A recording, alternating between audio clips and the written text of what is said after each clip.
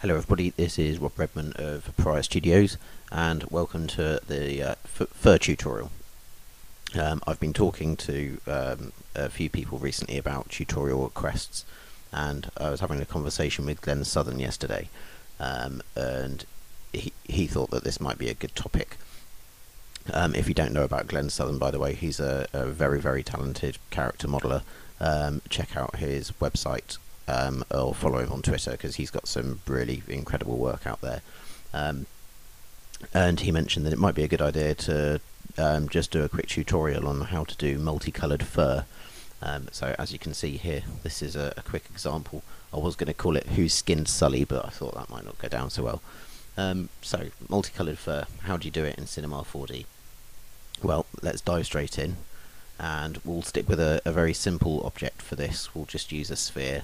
So add a sphere to your scene, just keep it in the center, that's fine, and go to hair, add hair object. Now one thing to do here, just to keep your scene in order, not necessary in this scene but I'm going to do it anyway just because it's a habit worth getting into, is to make your hair a child of the object it's a part of. I'm also just going to extend the length of the animation. Even if you're doing a still, it can be worth doing this sometimes, as you need a little bit of time for the dynamics to work. So if you go, just click off the hair so it's not selected, because the dynamics won't work if the hair object is selected, and hit play. Your hair will fall into place. Stop it whenever you feel comfortable with it, wherever you like the look of it. And there you go. So if you just do a quick render there, you can see it looks absolutely hideous. I've talked about this before in a previous tutorial, but you need to have a light in your scene, at least one light, otherwise the hair just doesn't look good at all. So I'm just going to add a camera in here as well, and I'm going to look through that camera just because it helps when I go into my top view to organise my light so I can see a little bit better what I'm doing. So I'm going to put one light right over in the distance, and I'm going to lift it up a little bit, just so over here in the perspective view you can just see where it's starting to light the edge of that sphere. And I'm going to crank the intensity up to about 600 and turn on soft shadows for that one. I'm going to add another light, and I'm going to bring this over to the right and in front of the object as a main light there. I'm also going to warm it up a little bit and give that soft shadows, and I'm going to add one more. The third one isn't 100% necessary, but I like to do it just to fill in a little bit. Also soft shadows, and I'm going to bring the intensity down to around 30% mark. Now if I render this again, it's still not going to look great and it's not going to be multicolored, but you'll see the effect that the lights have. Much nicer. You've got a nice edge light there, and the material looks horrible, but we'll get into that now because that's what the tutorial is all about. That's just something worth considering. What I'll also do is open my content browser, and I'm just going to drag in one of the backgrounds. You can use whatever you want for the background, but I'm just going to use one of the presets for this. Add a background to the scene and drop that background material onto it, and you'll just see, there you go, looks a little bit nicer. Anyway, onto the hair material. Let's open up the material editor, give ourselves some room to play. Now thickness we'll start with. I'm going to make that, if you're working at the scales that Cinema defaults to when you're adding hair to the scene, if you're looking for an object which works as hair rather than grass or something, 0.3 to 0.05 seems to work quite well. You can put a little bit of variation in there as well if you want, so I'm going to say about 0.02 of variation just to add a little interest. Length I'm going to put to 100, and I'm going to put variation of 40%. Then I'm going to go to kink, and I'm going to turn that down to about 12%. 10% variation is fine, and then clump, which I find to be quite important. I'm going to put this to, let's say, 30%, Oops. Clump 30%, variation 15, radius 40, might be a little bit high, but we'll see what it looks like. We can always adjust it. And I'm going to put about 5 degrees of twist in there as well. Now if we go back, just do a quick test render of that, see what it looks like. Okay, it's starting to come together a little bit, but one thing you can see is that we haven't got enough hair.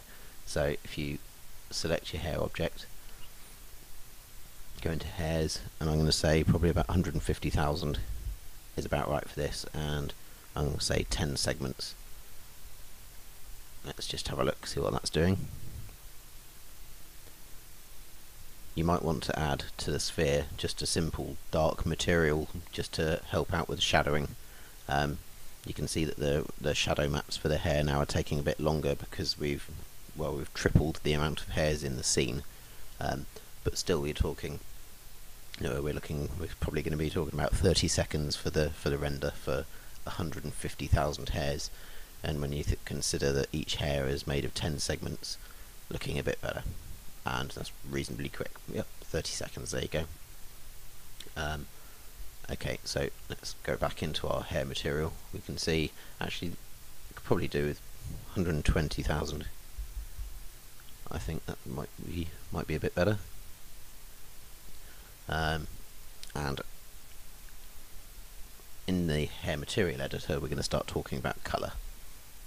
Now, the things to remember when you're dealing with the hair engine and colour is that when you first select the colour tab, this colour bar here, the gradient, is root to tip. So at the moment our hair is starting off at this kind of medium dark brown and ending up at this medium pale brown. And what you might think is that if we go to texture and add noise, we could go into this noise material, you could up the contrast, and maybe even up the scale to try and get more of like a cow pattern. And you think, okay, so now we're going to have a hairball that looks a bit like a cow, but when we render it, you'll see that that's not quite what you're going to get. And the reason for this is the way that Cinema 4D maps the colour ranges across the hairs.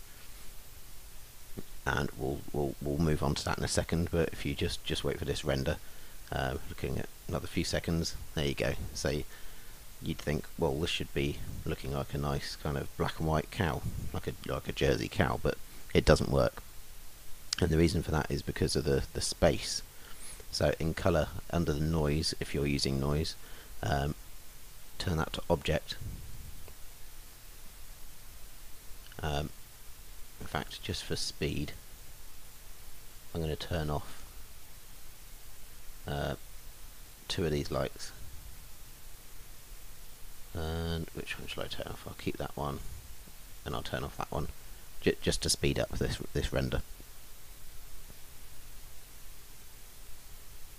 This should help, just because it's only got to render one set of shadow maps instead of the 3.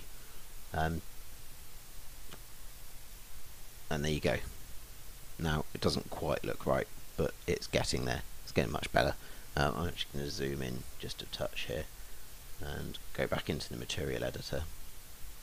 One thing that's worth doing is copying that channel, and in the roots just paste it in, and then if we clear it from there, just show you what happens. Because the material editor for the hair engine has one section for colour, it has a section for roots, tips, tints and surfaces, and they can all be linked. And see, even though in the colour channel we don't have that noise, in the roots channel we've added it. And what the hair engine will do is it will take the colour of the roots and it will spread that along the length of each hair. So even though it looks like you've got a gradient, you can control everything from here. And if I go to load an image, I've got this multicolored hair text image, which is knocked up very quickly in Photoshop. If I add that, it will use this as the basis for the colour of the hair. So now the noise and the brown gradient will have gone, and you'll see that it's using that image map. So if you've got a more complicated example, say something like a character, and you want him to be a hairy character, you could take the polygon model into body paint or whatever you use to UV and texture your models, paint in a colour scheme for your hair if you want to have a variety of colours, and then use that image map that you've got UV to the model as the map here for your roots, and then the colours will follow through. So let's just go back. We'll add a noise in there, and we'll go back to our cow. So I'll knock the contrast up, and I'm just going to reduce the clipping there, change the scale, and as you can see, this is in the noise channel. One thing I need to do is change that to object, render away, and you can see that I chose the turquoise and the pinky colours for the example, but this is the effect you get. One thing I've done here as well, actually let's just cancel that render. When you turn our lights back on, in render settings, choose the hair render, and you've got anti-aliasing qualities here. We'll put that on to best, and we'll leave everything else as is. You don't really need GI for this, not for this example, but I also noticed that the hair is looking a bit thick, so I'm just going to reduce that down to 0.1 to 0.03, I think, and we'll turn down the clumping, and 7% variation, and I'm going to take that down to 30%.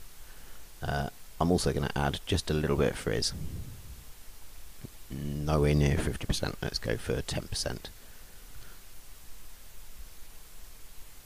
And where you had the kind of solid looking points at the bottom on the previous render, adding the frizz, changing some of those settings there will really help to kind of sell that.